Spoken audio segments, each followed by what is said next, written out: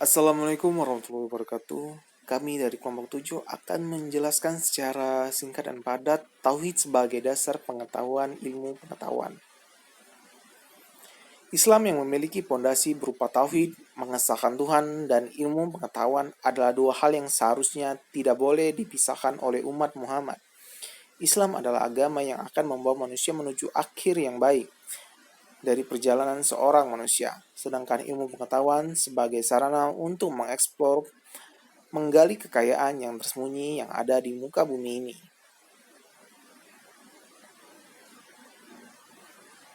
Keesaan Tuhan dan kesatuan kebenaran ilmu pengetahuan, atau dengan kata lain penulis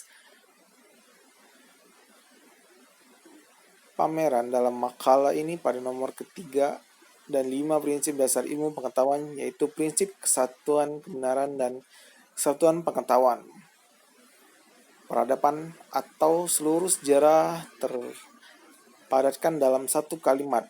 Inilah kasus dalam kalimat atau syahadat, kekasihan Islam. Semua keanekaragaman, kekayaan dan sejarah, kebudayaan dan pengetahuan, kearifan dan peradaban Islam terpadatkan dalam kalimat pendekatan la ilaha illallah. Sementara ilmu oleh Imam Al-Maini didefinisikan sebagai pengetahuan tentang sesuatu sebagai hakikatnya. Beliau mencontohkan ilmu ini seperti pengetahuan seorang yang mendefinisikan manusia sebagai hayawanan an-nataki, hewan berakal. Dari pengetahuan tersebut bisa kita pahami bahwa yang disebut sebagai ilmu dalam Islam ialah pengetahuan tentang sesuatu yang menurut hakikatnya, atau dalam istilahnya mantik, ialah pengetahuan yang berasal dari natijah dan kobaran dan sebagainya. Dalam ilmu mantikan disebut bahwa sebuah pengetahuan dapat dikategorikan sebagai ilmu ialah ketika diiringi dengan sebuah keyakinan. Tauhid Islam yang memiliki pondasi berupa tauhid, mengesahkan Tuhan, dan ilmu pengetahuan adalah dua hal yang seharusnya tidak boleh dipisahkan oleh umat Muhammad. Islam adalah agama yang membawa manusia menuju akhir yang baik dan perjalanan seseorang sebagai ilmu pengetahuan sebagai sarana untuk mengekspor menggali kekayaan yang bersembunyi di bumi ini. Prinsip tauhid ini tidak memisahkan ilmu pengetahuan dengan nilai-nilai moraligius antara ilmu dan etika. Kesemuanya adalah suatu kesatuan mutlak. Ilmu diidentifikasi keilmuan merupakan manifestasi dari pengabdian manusia kepada Tuhan. Tidak ada batasan antara ilmu dan amal, tidak ada hijrah antara ilmu dan iman. Sebagai prinsip, metodologi tauhid terdiri dari 3 prinsip. Pertama, penolakan terhadap segala sesuatu yang tidak berkaitan dengan realitas, penolakan kontribusi hakiki, keterbukaan bagi bukti yang baru dan yang bertentangan.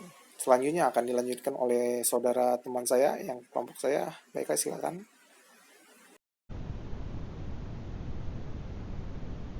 Dinamika pengembangan ilmu pengetahuan. Imam Suprayogo menyebutkan bahwa klasifikasi ilmu pengetahuan saat ini dalam 3 golongan, yaitu ilmu-ilmu alam, natural science, ilmu sosial, social science, dan ilmu-ilmu humaniora, humanities. Ilmu-ilmu alam yang bersifat murni pure science adalah ilmu fisika, ilmu kimia, ilmu biologi, dan sementara orang memasukkan matematika. Ilmu sosial yang masuk kategori ilmu murni pure science adalah ilmu sosiologi, ilmu psikologi, ilmu antropologi, dan ilmu sejarah. Sedangkan ilmu humaniora yang termasuk kategori ilmu murni pure science adalah ilmu bahasa, ilmu filsafat, ilmu sastra, dan seni. Dari ilmu murni pure science tersebut berkembang menjadi ilmu-ilmu terapan, applied science, yang terus berkembang seiring dengan perkembangan ilmu pengetahuan. Hubungan tauhid dengan ilmu pengetahuan. Dari segi unsur-unsur kebudayaan, agama merupakan universal kultural, yang artinya terdapat di setiap daerah kebudayaan di mana saja masyarakat dan kebudayaan itu berada. Salah satu prinsip teori fungsional yang menyatakan bahwa segala sesuatu yang tidak berfungsi akan lenyap dengan sendirinya. Dengan kata lain, setiap kebudayaan memiliki fungsi. Konsekuensinya, setiap yang tidak berfungsi akan hilang atau sirna. Menurut istilah agama Islam, Tauhid itu ialah keyakinan tentang satu atau esanya Tuhan. Dan segala pikiran dari teori berikut dari dalilnya yang menjurus kepada kesimpulan bahwa Tuhan itu satu disebut ilmu tauhid. Di dalamnya termasuk unsur kepercayaan dalam agama Islam. Dan ini adalah dari dalilnya. Dan ini juga ada artinya, bisa dibaca sendiri. Tauhid dan syirik adalah dua sisi yang tidak dapat dipisahkan meskipun antara yang satu dengan yang lainnya sangat berbeda. Dalam surat Al-Quran Al-Ikhlas, tauhid mendorong manusia untuk menguasai dan memanfaatkan alam karena sudah dituduhkan untuk manusia.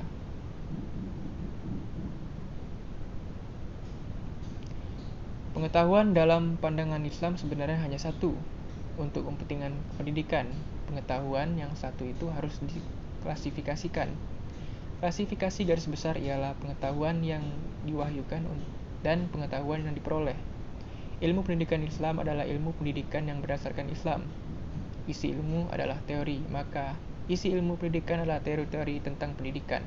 Ilmu pendidikan Islam merupakan kumpulan teori yang pendidikan berdasarkan ajaran Islam.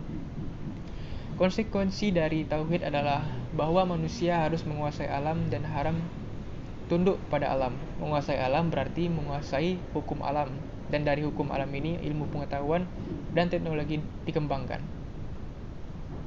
Sebaliknya, syirik berarti tunduk pada alam. Manusia dikuasai oleh alam, di mana akan melahirkan kebodohan, kemiskinan, dan keterbelakangan. Jadi terdapat hubungan timbal balik antara tauhid dengan dorongan pengembangan ilmu pengetahuan. Juga ada hubungan timbal balik antara syirik dan kebodohan.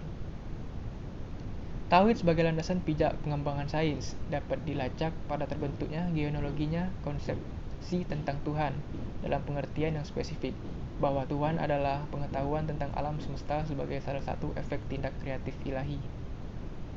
Pengetahuan tentang hubungan antara Tuhan dan dunia, antara pencipta dan ciptaan, atau antara prinsip ilahi dengan manifestasi kosmik merupakan bisnis paling fundamental dari kesatuan antara sains dan pengetahuan spiritual. Al-Quran berfungsi sebagai basis bukan hanya bagi agama dan pengetahuan spiritual, tapi bagi semua jenis pengetahuan. Al-Quran adalah kalam Allah, merupakan sumber utama inspirasi pandangan Muslim tentang keterpaduan sains dan pengetahuan spiritual. Keesaan Tuhan dan kesatupaduan kebenaran. Keduanya merupakan aspek-aspek dari satu realitas yang sama. Ini akan menjadi jelas jika kita ingat bahwa kebenaran salah satu sifat dari pernyataan tauhid, yaitu bahwa Tuhan itu esa.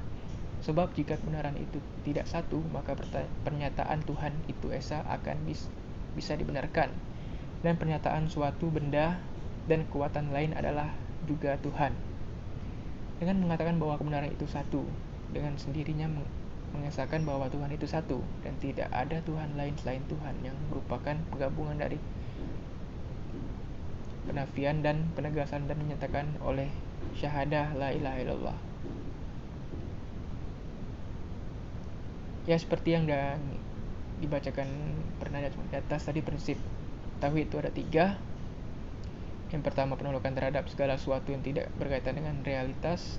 Yang kedua yaitu penolakan kontradiksi hakiki. Ketiga, keterbukaan bagi bukti yang baru dan yang bertentangan. Kebenaran wahyu dan akal. Menurut Al-Faruqi, kebenaran wahyu dan kebenaran akal itu tidak bertentangan, tetapi saling berhubungan, dan keduanya saling melengkapi, karena bagaimanapun percayaan terhadap agama yang ditopang oleh wahyu merupakan pemberian dari Allah, dan akal juga merupakan pemberian dari Allah yang diciptakan untuk mencari kebenaran. Syarat-syarat kesatuan kebenaran menurut Al-Faruqi yaitu: pertama, kesatuan kebenaran tidak boleh bertentangan dengan realitas, sebab wahyu merupakan firman dari Allah yang pasti cocok dengan realitas. Kedua, satuan kebenaran yang dirumuskan antara wahyu dan kebenaran tidak boleh ada pertentangan. Prinsip ini bersifat mutlak. Dan ketiga, kesatuan kebenaran sifatnya tidak terbatas dan tidak ada akhir. karena pola dari Allah tidak terhingga. Oleh karena itu diperlukan sifat yang terbuka terhadap segala sesuatu yang baru.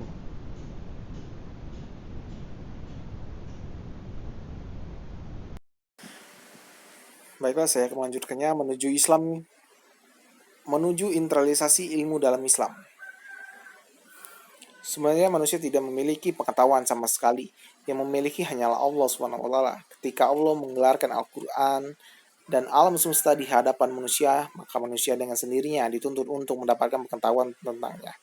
Sehingga kita seseorang akan melakukan pembacaan, penelitian, dan menentukan sebuah hukum atau teori. Semua itu dilakukan atas dasar lillahi ta'ala, baginya. Segala kegiatan keilmuan yang dilakukan atas nama Allah telah menciptakan manusia dan mengajarkan manusia sebagai sesuatu. Luas Al-Alaqah ayat 1, 2, dan 5. Bagi ilmu dan muslimin semestinya tidak mendasarkan kegiatan ilmiah semata-mata bersifat konklusif dan skill and search, melainkan semua dilakukan atas dasar niat motivasi interaksi yang keluar dari hati nurani Confucian yang paling dalam untuk memenuhi aturan-aturan Allah, sehingga aturan Confucian dan koinsia merupakan untuk kesatuan dan toleransi yang berupa pada jiwa Robiah. Kesimpulan dari materi makalah yang kami ringkum dari kesempatan kali ini adalah: 1. Kesatuan kebenaran dan kesatuan pengetahuan yang merupakan prinsip ketiga dari 5 prinsip proyek Islamisasi ilmu pengetahuan adalah pijakan dasar dari konsep keesaan Tuhan dan kesatupaduan keberadaan ilmu pengetahuan. Iman dalam Islam merupakan sebuah keyakinan yang membuat keberadaan iman sama kukunya dengan kekasihan indranya. Bahkan lebih dari ini seakan berbeda dengan iman Kristen dan berbeda pula dengan filsafat skripsi. Keesaan Tuhan dan kepersatupaduan kebenaran ialah penegasan akan keesahan Tuhan dan tunggalnya keberadaan yang berimplikasi pada pernyataan bahwa Tuhan itu satu dan tidak ada Tuhan selainnya, Allah Subhanahu wa taala. Antara kebenaran wahyu dan kebenaran akal tidak saling bertentangan, bahkan saling melengkapi. Sekian, terima kasih dari kelompok 7.